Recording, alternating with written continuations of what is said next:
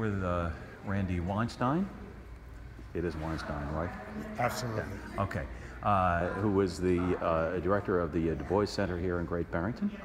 A new exhibit has just opened up here in the Mason Library in Great Barrington about Du Bois, and has been curated and organized by Randy, and is also it's in cooperation also with the Du Bois Center at UMass, which houses most of Mr. Du Bois's papers. That is correct. And Randy has agreed to take Edge readers on a little guided tour here of the exhibit in advance of an Ollie class, which is going to be taking place in probably 15 minutes or so. Absolutely. I'll turn it over to you, Randy. Absolutely. Right. Thanks, Terry. Yeah. First and foremost, Du Bois went to the top when he had an issue.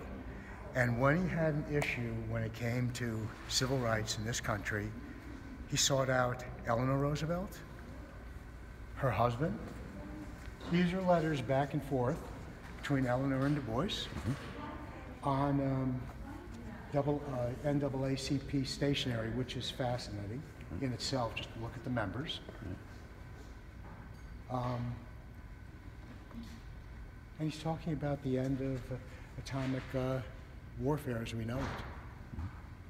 And she is in agreement with him, and they talk about the UN as a place that could be deliberated and resolved. Was it known as the UN then? Pardon? Or was it still the League of Nations? No, United Nations. It was in yeah. 1947. Okay. Sure. Yep. Yep. This is an amazing piece written just after FDR's death. And surprising to most folks, Du Bois had an awful lot of respect for FDR.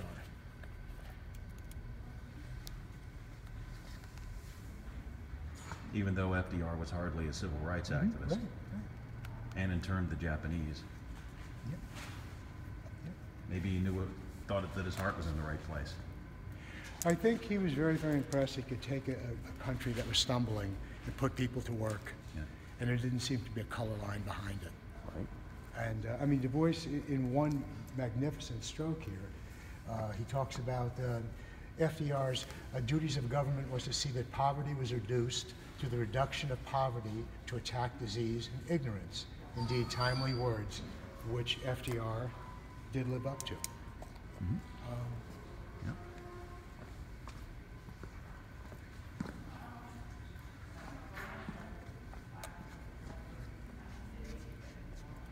After Du Bois's death in Ghana in 1963, tributes came in from all over the country. One that struck me and moved me came from China. Chairman Mao reaching out to Du Bois's wife Shirley, stating, Dr. Du Bois was a great man of our time. His deeds of heroic struggle for the liberation of the Negroes and the whole of mankind, his outlasting achievements in academic fields, and his sincere friendship toward the Chinese people will forever remain in the memory of the Chinese people. Wow. How many people can say that they have a letter from Chairman Mao? Absolutely. But, absolutely. You know, a handful of people in the United States, maybe. Perhaps. Maybe some presidents? But let me trump you on something. Yeah. Come. Oh, so to speak. So you can edit that however you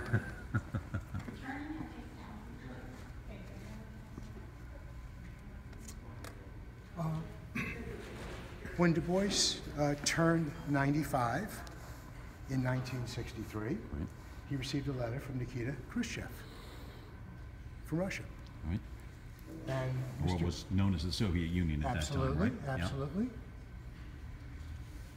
The whole record of your glorious life is a vivid example of a self-denying and inflaggable service to the great ideals of freedom, equality, and brotherhood of all the nations, the triumph of the course of peace in the whole world.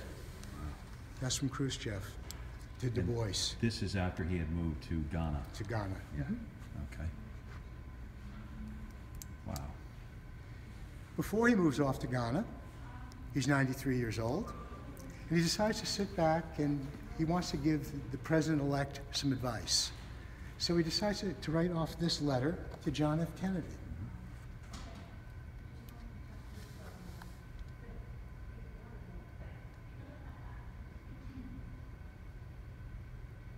And what did Du Bois think of Kennedy, as far as we know? He was at an advanced age at that point, but very, very, very with it. Yeah, he really didn't have too much of an opinion on Kennedy. There were too many other things going on in his life at that point. But the fact that he could sit back, write this, and we don't think he ever sent it to Kennedy, but he was thinking about the country the whole time. Here he is planning on going to Ghana, and he's giving advice to the President of the United States. And not long now, if memory serves, not long before this, he came to Great Barrington to bury one of his children? Absolutely, absolutely. Because he was that age, that's approximately the age he was when he came back here. The last time Du Bois visited town was 1961, and he buried his daughter Yolande, who had just, she had turned 61 when she passed away. And he accompanied the body up here. Yeah. Do you know what kind of a journey that is from New York City? And at that age? At that age. And it's not like accommodations were terribly handicap friendly in those days either, right? Exactly. Yeah. Exactly. Wow. So terrific. Let's go over here then.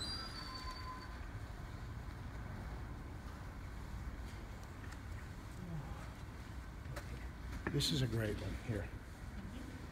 This letter is written in 1949 to Du Bois, and it's signed by Thomas Mann, the German novelist, and Albert Einstein, and colleagues. And they're asking if he wouldn't mind meeting them in Washington to talk about peace in our time. And Einstein? And Einstein. And Mann.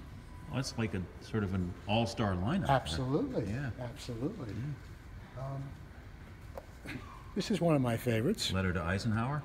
Well, or letter from Eisenhower. From Eisenhower.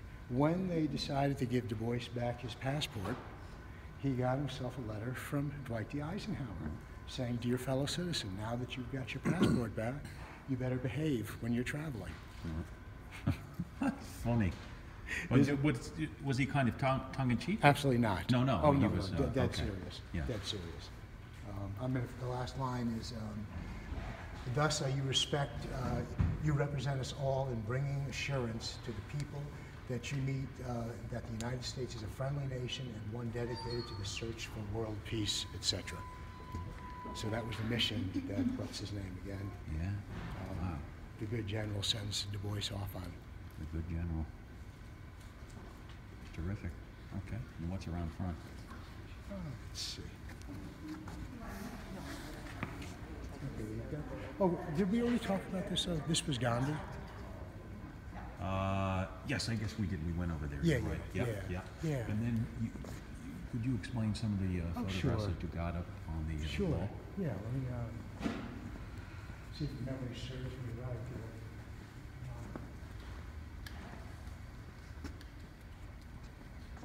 Oh, boy. I'd like to say that that's his high school class from Barrington. Yeah. Searles. Searles yeah. High School, because he was a graduate. Well, he looked, I mean, there he is. I recognize his face. And they looked to be about that age. I was going to say either did that or shot at Fisk when he was there. Yeah. Although I'm not sure. Yeah. Okay. Let me,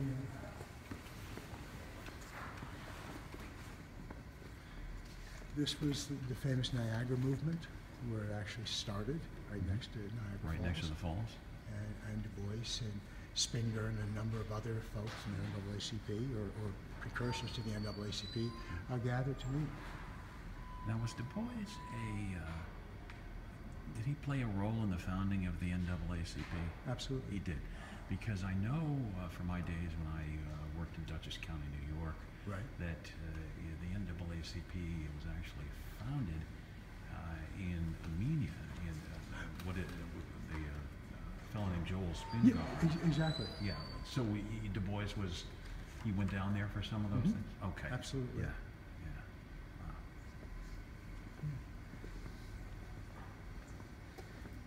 Actually, this was shot in Great Barrington, and that's Du Bois, his first wife Nina, and that's James Weldon Johnson to the right, who had a summer home or had a home here. And who, forgive my ignorance on that, who was James Weldon Johnson? He was one of the executives of the NAACP, but he wrote God's Trombones. Oh, okay. And he wrote that work in this library. Oh, Truly, and his memoir, he talks about it. it all comes back to Great Barrington, in some cases to this library. Well, you know, I mean,